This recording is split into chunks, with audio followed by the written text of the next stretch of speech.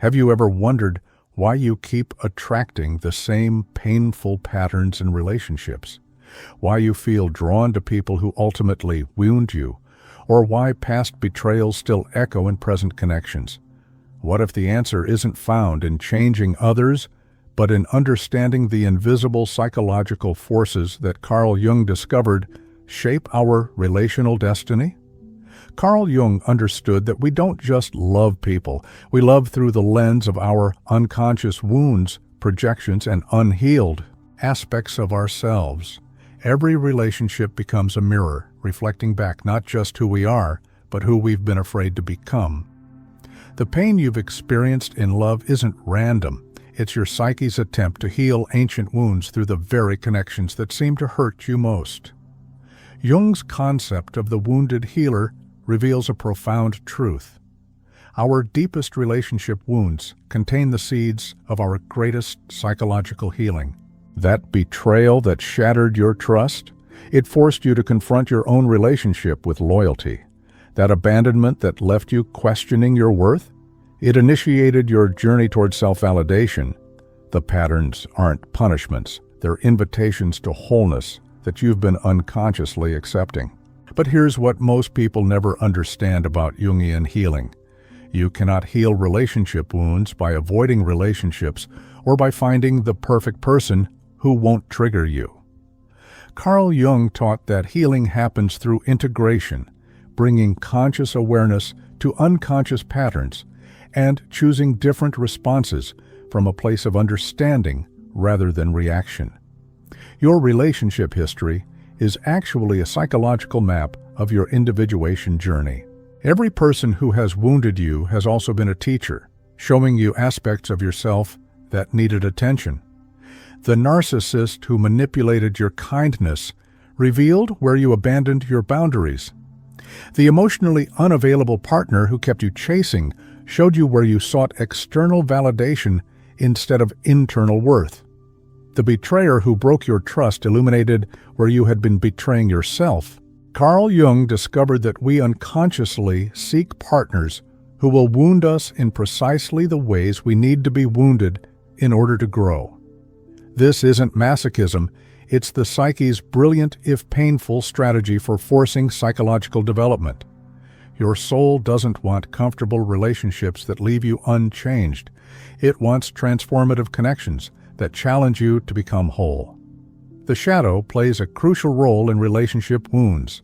Carl Jung understood that we often reject in others what we cannot accept in ourselves, and we're wounded by behaviors that mirror our own disowned qualities. The partner who abandons you might be reflecting your own tendency to abandon yourself. The one who withholds love might be showing you how you withhold love from yourself. Healing begins when you recognize these projections and reclaim your disowned parts. But Jung's approach to healing relationship wounds goes deeper than just psychological insight. It requires what he called active imagination and shadow integration. You must be willing to dialogue with the wounded parts of yourself, to understand their needs and fears, and to develop conscious relationships with these internal aspects before you can create healthy, external relationships. The wounded child within you who fears abandonment needs your conscious adult self to provide the security they never received. The angry part of you that was betrayed needs your understanding and validation before it can release its protective armor. The part of you that learned love meant sacrifice needs to discover that authentic love enhances rather than diminishes your essential self. Carl Jung taught that individuation, becoming who you truly are, is the ultimate relationship goal. But most people try to individuate through relationships, seeking completion through another person. This creates codependency and inevitable disappointment. True healing happens when you individuate first, becoming whole within yourself, so you can relate to others from fullness rather than emptiness. This doesn't mean you need to be perfect before you can love again. It means developing what Carl Jung called a conscious relationship with your unconscious patterns.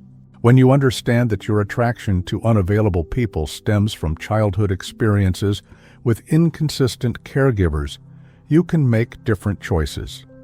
When you recognize that your fear of abandonment drives controlling behaviors, you can choose trust over control. Jungian healing also involves recognizing the difference between healing and fixing. You cannot fix your relationship wounds by finding someone who will never trigger them. Healing means developing the internal resources to remain centered when triggers arise, to respond rather than react, to see projections as information rather than truth. The individuation process Carl Jung described transforms relationship wounds into relationship wisdom. That devastating breakup becomes the catalyst for discovering your own wholeness. The betrayal that destroyed your faith in others becomes the foundation for unshakable self-trust. The patterns that once enslaved you become the very pathways to your freedom. Carl Jung believed that our wounds, when consciously engaged, become our greatest sources of wisdom and compassion. The person who has healed their own abandonment wounds can hold space for others' fears without taking them personally. The one who has integrated their shadow can love others' darkness as well as their light. Breaking free from relationship wounds through Jung's wisdom isn't about finding better partners.